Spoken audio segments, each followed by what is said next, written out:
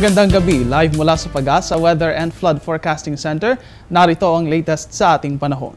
Patuloy na binabantayan ng Pag-asa ang tropical depression na huling tinayang nasa layong approximately 2,075 kilometers timog silangan ng General Santos City. Dahil ito ay nasa karagatan, mayroong posibilidad na ito ay lumakas pa at maging isang ganap na tropical storm.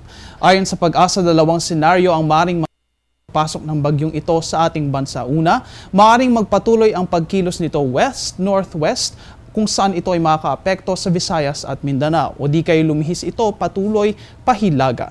Sa ngayon, ang tropical depression na ito ay malayo pa mula sa ating bansa at hindi pa ito nakakaapekto sa lagay ng ating panahon. Ngunit tinatayang maaari itong pumasok dito sa Philippine Area of Responsibility pagsapit ng araw ng Linggo.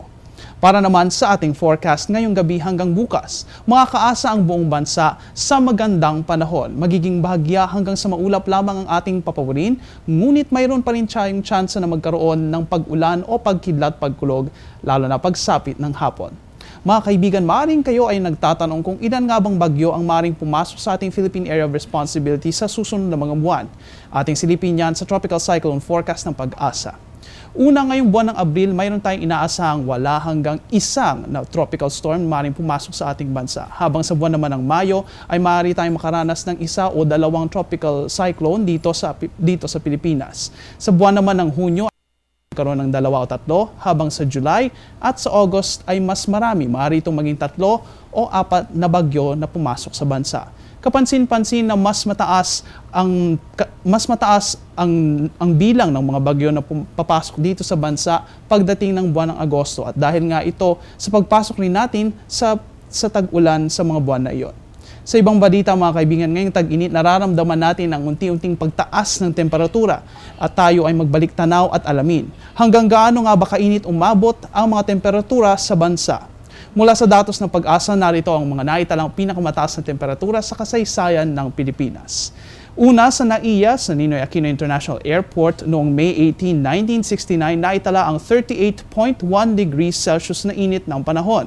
Habang sa Sangley Point sa Cavite noong May 16, 1987 at 2 days before, May 14, 1987 dito sa Quezon City sa Science Garden, naitala ang init ng panahon sa 38.5 degrees Celsius. Samantala sa port area naman sa Metro Manila noong May 7, 1987, umabot ang init ng panahon sa 38.6 degrees Celsius. Slightly higher temperatures naman ang naitala noong May 11, 2002, yan ay 12 years ago, sa may Cabanatuan City sa Nueva Ecija, kung saan umabot ang temperatura sa 40.4 degrees Celsius. Habang nangunguna naman sa listahan natin ang Tuguegarao City sa Cagayan Province, kung saan naitala ang 42.2 degrees Celsius noong May 11, 1969. Sa darating na Lunes, 7, kaluluguran nating makita ang first quarter moon sa night sky. Ang phase na ito ay ang pangatlo sa lunar cycle at nangyayari kapag kalahati ng buwan ang naaaninagan ng araw. Dito sa Northern Hemisphere, makikita natin ang kanang bahagi ng buwan. Kapag ito ay nasa ganitong phase, ang buwan ay sumisikat ng dapit hapon at sa maagang bahagi ng gabi. Kinabukasan naman noon sa Martes, April 8, maaabot naman ng buwan ang apogee nito. Ang apogee point ng buwan ay ang pinakamalayong distansya nito mula sa ating planeta at sa ganitong layo, mistulang mas maliit ang buwan sa ating paningin. Bukod pa rito, hindi masyadong makakaapekto ang gravitational pull ng buwan sa variants ng ating high at low tides. Bukas mga kaibigan, sisikat si Haring Araw ng 5:49 AM at siya ay lulubog 6:08 PM.